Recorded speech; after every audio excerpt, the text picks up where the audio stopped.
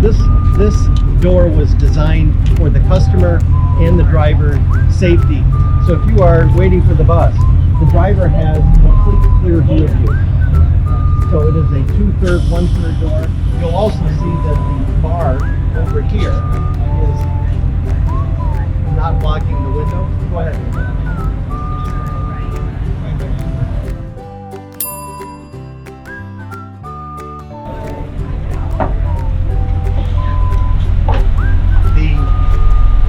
The IT components have all been raised up here, which has freed up this space, so we've added 2 seats here.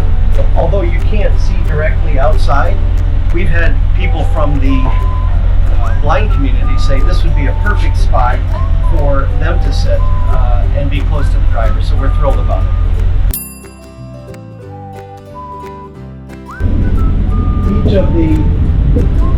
Each of the seats have white USB ports for charging capabilities. We also have now added a floor drain, so the composite floor